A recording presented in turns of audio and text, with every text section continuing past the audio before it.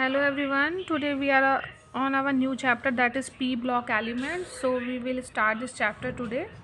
So we know that P block elements include group 13 to 18, in which the group 13 and 14 we study in 11th, and group 15 to 18 we will 11th in this class. Okay. Now the general configuration of P block element is NS2 and P1 to 6. Okay, it means what कि P जो orbital है उसमें हमारे 1 से 6 electrons आ सकते हैं. P orbital क्या होता है? This is like this. Okay, यहाँ पर Px, Py, Pz in which the maximum accommodation of electron is 6. Okay, so यहाँ पर हम इलेक्ट्रॉन जो हैं, ओके, तो इसका general configuration NS2 NP 1 to 6 electron, 1 से लेकर 6 में से कितने भी इलेक्ट्रॉन ग्रुप वाइज इसमें एंटर कर सकते हैं. तो अगर हम जनरल कॉन्फ़िगरेशन ऑफ 13 ग्रुप 13 की बात करें तो यहाँ होगा NS2 NP1. यहाँ P ऑर्बिटल में एक इलेक्ट्रॉन आएगा. ठीक है. दूसरे की बात करें तो ये होगा NS2 NP2. यहाँ पर 2 इलेक्ट्रॉन आएंगे P ऑर्बिटल में. हियर NS2 NP3, यहाँ पर 3 इलेक्ट्रॉन आएंगे. यहाँ पर NS2 NP4, 4 इलेक्ट्रॉन्स आएंगे. Here NS2 NP5. ठीक है, 5 ये इलेक्ट्रॉन आएंगे. यहाँ पर NS2 NP6. ओके, तो ये क्या है? General electronic configuration for each group. This is each group.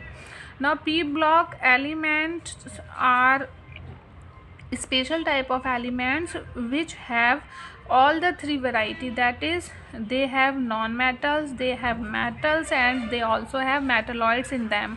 ये तीनों तरह के जो कॉम्बिनेशन है वो P block एलिमेंट्स में मिलते हैं. ठीक है ना. अब हम इन एलिमेंट्स को P block एलिमेंट्स बोल क्यों रहे हैं? वो इसलिए बोल रहे हैं क्योंकि इनका लास्ट इलेक्ट्रॉन जो है वो P ऑर्बिटल में एंटर करता है. इस वजह से हम इसको P block एलिमेंट कहते हैं. ठीक है ना. सो एलिमेंट्स इन विच, हम किसको कहते हैं? P block elements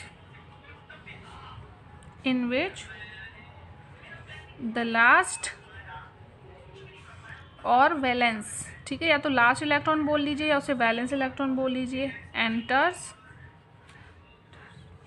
P orbital. P orbital are known as P block elements. ठीक है, एलिमेंट्स.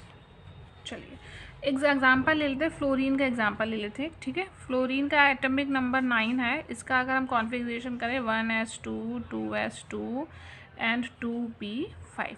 ठीक है, लास्ट इलेक्ट्रॉन किस में आया? जो है P ऑर्बिटल में आया. ठीक है, इसकी अगर फिलिंग करना चाहें कैसे करेंगे?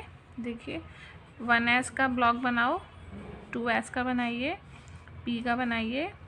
तो ये है 1s 2s, this is 2p, और उसमें भी ये 2px 2py 2pz. Okay, now s में 2 इलेक्ट्रॉन है, 2 इलेक्ट्रॉन फिल कर दीजिए. इसमें भी 2 हैं, 2 फिल कर दीजिए. 5 है तो 1 2 3 फिर 4 एंड 5.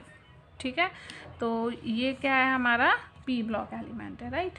अब हमें स्टार्ट करना है किसको पढ़ना? ग्रुप 15 को. We will study which group. हम ग्रुप 15 से स्टार्ट करने वाले हैं, तो हमें पढ़ना है डिटेल में सबसे पहले ग्रुप 15 को. ठीक है, अब ग्रुप 15 देख लीजिए. वही आपने लर्न भी किया होगा, नई पड़ोसन ऐसी बीमार. ठीक है, या जो भी आपने ट्रिक बनाई है उसको लर्न करने की, कुछ भी फ़नी सी ट्रिक हो सकती है जिससे हमें याद रह जाते हैं ये एलिमेंट्स. तो अगर इनके जनरल कॉन्फ़िगरेशन तो ग्रुप 15 के लिए क्या है? NS2 NP3. जनरल क्या है इसका?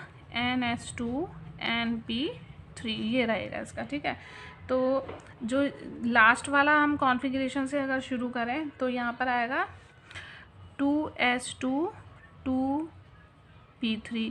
इसके लिए आएगा 3s2 3p3. आर्सेनिक के लिए आएगा 4s2 4p3। एंटीमनी के लिए आएगा 5s2 5p3 और इसके लिए 6s2 6p3। ठीक है, तो ये क्या हो जाएंगे इनके लास्ट जो शेल में इलेक्ट्रॉन्स एंटर कर रहे हैं वो हमने यहाँ पर लिख दिया है। इससे पहले का हम इनर्ट गैसेस को लेकर भी सिंबलाइज करते हैं, जैसे कि अगर उधर हम पहले हीलियम का लेकर, आर्गन का लेकर, क्रिप्टन का लेकर, ताकि हमें इतना लंबा चौड़ा कॉन्फ़िगरेशन ना लिखना पड़े। ठीक है, चलिए अब हम प्रॉपर्टीज़ की तरफ चलते हैं। देखिए, सबसे पहले नेचर की बात करें तो ये स्टेबल मॉलिक्यूल्स माने जाते हैं, स्टेबल मॉलिक्यूल्स। ठीक है, और ये एक अच्छे लीविंग ग्रुप होते हैं। ठीक है, तो एक्सीलेंट लीविंग ग्रुप। ठीक है, अब उसके बाद में ये हमने एलिमेंट्स लिख लिए। ये जनरल किस फॉर्म में पाए जाते हैं? एन जो पाया जाता है नाइट्रोजन वो N2 की फॉर्म में, फॉस्फोरस जो है P4 की फॉर्म में। ये अपने जैसे 4 एटम आपस में कंबाइन होते हैं सिग्मा बॉन्ड के साथ। ठीक है ना, और ये बाकी सब इस तरह फ्री मेटल्स की फॉर्म में पाए जाते हैं, जिसमें से बिस्मथ जो है वो पुअर मेटल है, पुअर मेटल। ठीक है, अब देखिए अगर हम इलेक्ट्रोनेगेटिविटी की बात करें, इलेक्ट्रोनेगेटिविटी। ओके, तो इलेक्ट्रोनेगेटिविटी क्या होती है? The power of attraction of paired electron towards an atom. कोई एटम अपनी तरफ पेयर्ड इलेक्ट्रॉन्स को जितना फोर्सफुली अट्रैक्ट कर लेता है वही क्या हो जाता है? इलेक्ट्रोनेगेटिविटी है उसकी। ठीक है, तो इलेक्ट्रोनेगेटिविटी जो है वो डायरेक्टली प्रोपोर्शनल होती है किसके? वो सॉरी इन्वर्सली प्रोपोर्शनल होती है साइज ऑफ एटम के, साइज ऑफ एटम। तो जैसे जैसे एटम का साइज़ बढ़ेगा उसकी इलेक्ट्रोनेगेटिविटी कम होती चली जाएगी। ठीक है, तो इस जाहिर सी बात है कि ग्रुप में अप टू डाउन जाने पर साइज़ ऑफ एटम इंक्रीज़ होता है, इसलिए इसकी इलेक्ट्रोनेगेटिविटी भी क्या हो जाएगी? डिक्रीज़ होती चली जाएगी। अब देखिए हम देख लेते हैं यहाँ पर।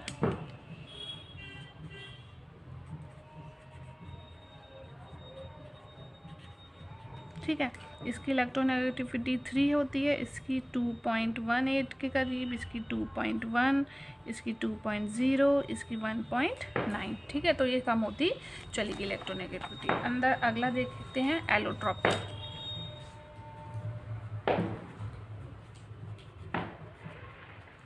ओके, तो एलोट्रॉपी क्या होता है? कोई भी एलिमेंट अपनी डिफरेंट फॉर्म में, प्यूरेस्ट फॉर्म में ही डिफरेंट फॉर्म में पाया जाए, उसी को उसकी प्रॉपर्टी को एलोट्रॉपी कहते हैं, और उसकी डिफरेंट फॉर्म्स को हम एलोट्रॉप्स बोलते हैं। तो all element show allotropy except nickel and bismuth. ठीक है, वो सॉरी नाइट्रोजन एंड बिस्मथ। ठीक है, so all element show allotropy except nitrogen and bismuth. ठीक है, इन दोनों के अलावा सभी एलोट्रॉपी शो करते हैं। अब आ जाइए आइसोटोप पर।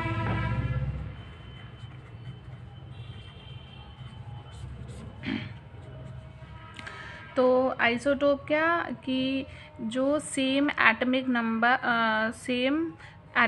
डिफरेंट मासेस वही होते हैं कि आइसोटोप।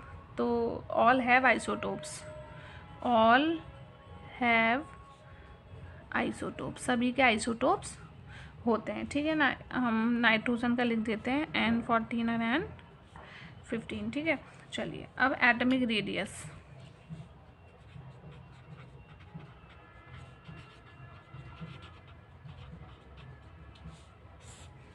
एटमिक रेडियस की बात करें तो ये इंक्रीज़ करती है when we go down in group. ठीक है, जब हम ग्रुप में नीचे की तरफ आएंगे देन एटमिक रेडियस क्या होती है? इंक्रीज़ होती है। राइट, अब नेक्स्ट देखते हैं डेंसिटी।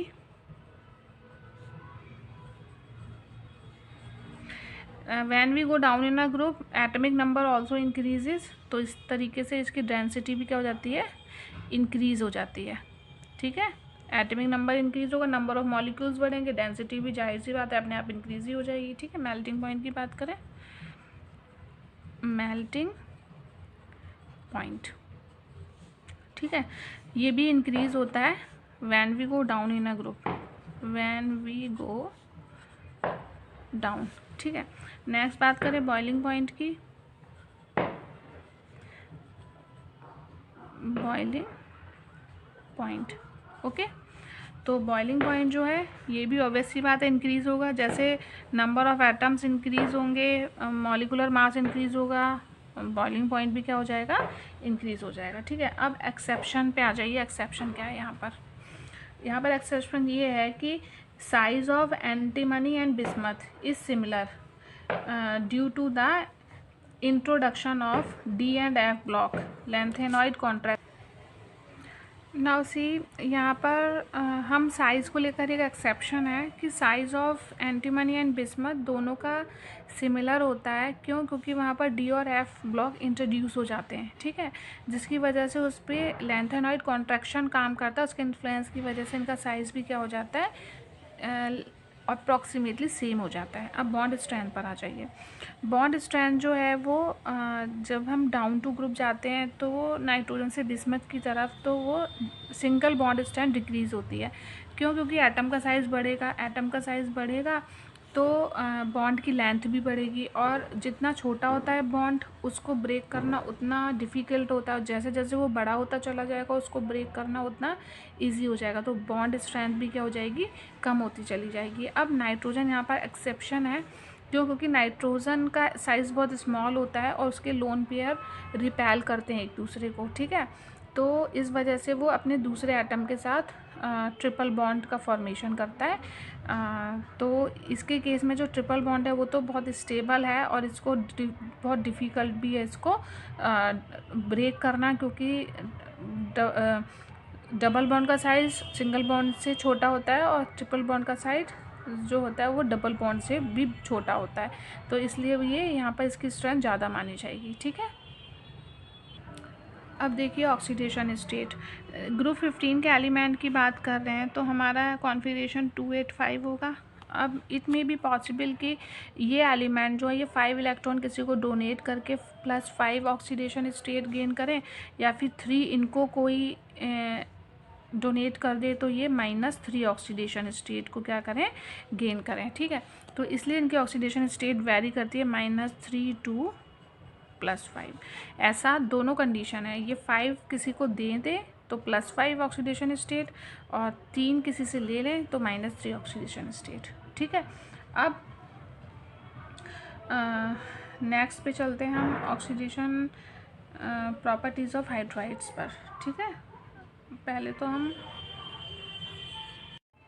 करैक्टरिस्टिक ऑफ ग्रुप 15 में सबसे पहले हम देखते हैं हाइड्राइड्स।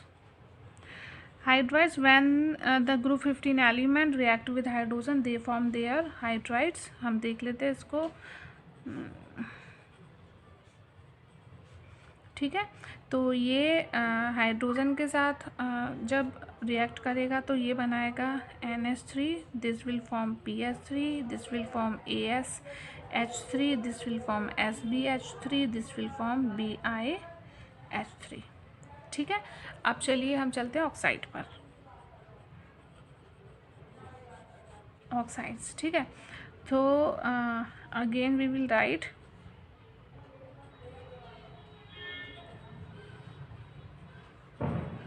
ठीक है, चलिए अब हम दोनों ऑक्सीडेशन स्टेट को लेकर बनाएंगे, 3 को भी और 5 को भी। ठीक है, तो देखिए नाइट्रोजन तो एक एक्सेप्शन है क्योंकि इसके सबसे ज़्यादा ऑक्साइड्स होते हैं। ठीक है, तो इसके ऑक्साइड लिख देते हैं नाइट्रोजन के पहले, कौन कौन से हो सकते हैं। तो हम नाइट्रोजन की बात करें तो N2O which is a laughing gas. ठीक है, ये भी हुआ है। फिर NO नाइट्रोजन मोनोऑक्साइड भी है, फिर N2O3 है, देन NO2 है, देन N2O5 भी है। ठीक है, ये तो हो गए नाइट्रोजन के। अब हम फास्फोरस की बात करें तो हम इसका 3 और 2 ऑक्सीडेशन स्टेट लेके तो ये हो जाएगा हमारा P2O3 एंड P2O5। ऐसे ये AS2O3 AS2O5, और ये भी देखिए वैसे तो बनेगा इसका ऑक्साइड SbO3 Sb और SbO5, ठीक है।